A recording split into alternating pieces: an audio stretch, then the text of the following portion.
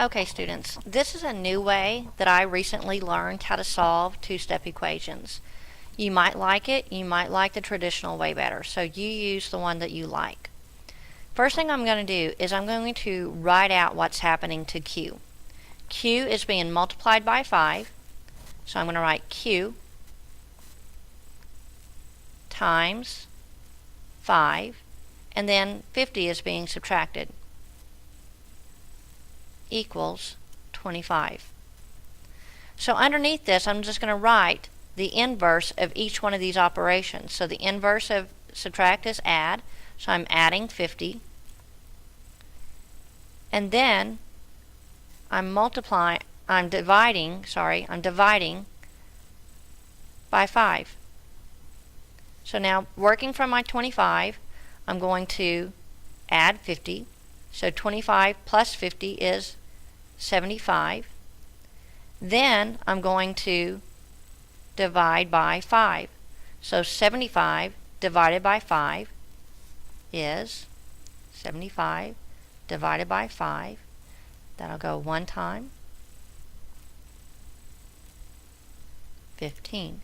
So Q is 15. So now we're going to try it with this one. G minus 8 divided by 5. So G minus 8, just going to write it out all along. G minus 8 divided by 5 equals negative 13. So I'm going to write the inverse under each one. So the inverse of division is multiply. The inverse of subtract is add. And so I'm going to start over here, and I'm going to multiply negative 13 times 5, and that is a negative 65.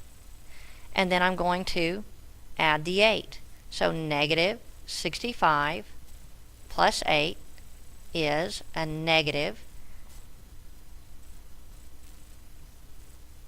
57. So G is negative 57.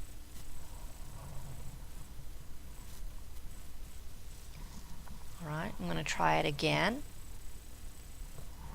with this problem. And so what I have here is F minus 15.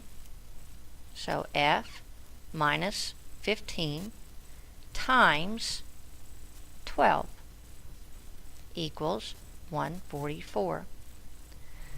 I'm going to write the inverse of each one of these. So the inverse operation here is divide. And the inverse of subtract is add. So I'm starting with 144, and I'm going to divide it by 12. So 144 divided by 12 is 12. And then I'm going to add 15. So F equals 12 plus 15 is 27. And the final problem, D plus 22 divided by 5. So I'm just going to rewrite that as D plus 22 divided by 5 equals 6. The inverse of division is multiplication. The inverse of addition is subtraction.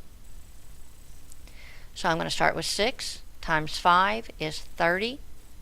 And 30 minus 22, well, 30 minus 22 is 8. So D equals 8. So that's just another method that you might like. If you do, use it. If you don't, use the traditional. I hope this helps. Thanks.